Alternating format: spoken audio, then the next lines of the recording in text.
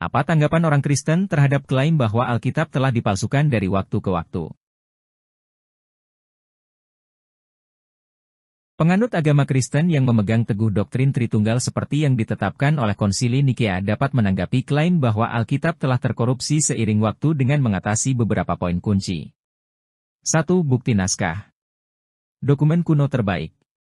Alkitab adalah salah satu dokumen kuno yang paling banyak disaksikan, dengan naskah yang tersedia untuk dibandingkan. Kekayaan naskah ini memungkinkan para sarjana untuk mengidentifikasi dan memperbaiki kesalahan, memastikan keakuratan teks Alkitab.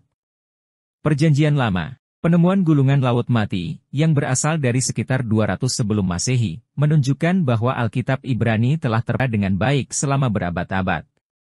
Perjanjian Baru.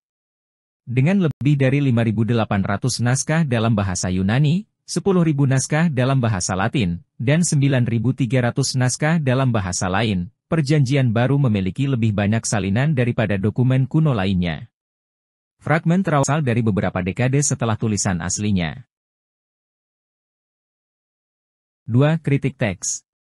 Disiplin akademik, kritik teks adalah disiplin ilmiah yang memeriksa naskah kuno untuk merekonstruksi kata-kata aslinya.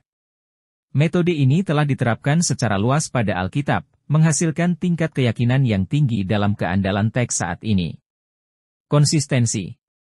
Meski dapat variasi minor, sebagian besar perbedaan di antara naskah tidak mempengaruhi doktrin-doktrin dasar iman Kristen. Keandalan. Para sarjana sepakat bahwa kita memiliki teks yang sangat mirip dengan tulisan-tulisan aslinya. Sarjana terkenal F.F. Bruce mencatat bahwa tidak ada tubuh literatur kuno di dunia yang menikmati sebanyak bukti teks yang baik seperti Perjanjian Baru. 3. Kontinuitas sejarah. Pelestarian gereja. Gereja secara historis telah menjaga dan menyampaikan teks-teks Alkitab dengan sangat hati-hati. Penggunaan Alkitab dalam liturgi, katekisasi, dan pengabdian pribadi menuntut akurasi dan kesetiaan terhadap teks-teks aslinya. Bapak Gereja Awal. Kutipan dari Bapak Gereja Awal, abad kedua hingga keempat, menunjukkan bahwa teks-teks Perjanjian Baru yang kita miliki saat ini sudah beredar luas dan dianggap berotoritas.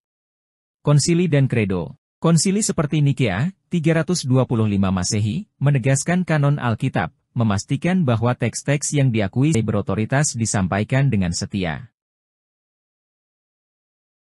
4. Penyediaan ilahi. Keyakinan dalam pelestarian. Penganut Kristen percaya bahwa Allah, dalam providensinya, telah memelihara firman-Nya sepanjang sejarah.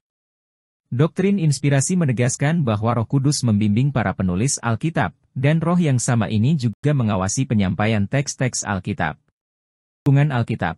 Ayat seperti 2 Timotius 3 ayat 16-17, segala tulisan yang diilhamkan oleh Allah memang bermanfaat untuk mengajar, untuk membuktikan kesalahan, untuk memperbaiki kelakuan, dan untuk mendidik orang dalam kebenaran, dan Matius 24 ayat 35, langit dan bumi akan berlalu, tetapi perkataan tidak akan berlalu, menekankan asal dan pelestarian ilahi Alkitab. 5. Konsistensi dengan versi awal. Terjemahan awal. Terjemahan Alkitab ke berbagai bahasa, misalnya, Vulgata Latin, Peshitta Syriac, dari abad-abad awal gereja menunjukkan konsistensi yang luar biasa dengan teks modern. Terjemahan ini dibuat dari naskah-naskah yang lebih tua daripada banyak salinan Yunani yang masih ada. Kesimpulan. Menanggapi klaim bahwa Alkitab telah terkorupsi seiring waktu, orang Kristen dapat dengan percaya diri mengafirmasi hal-hal berikut. 1. Bukti naskah. Jumlah naskah yang melimpah dan ilmu kritik teks mendemonstrasikan keandalan teks Alkitab. 2. Kontinuitas sejarah.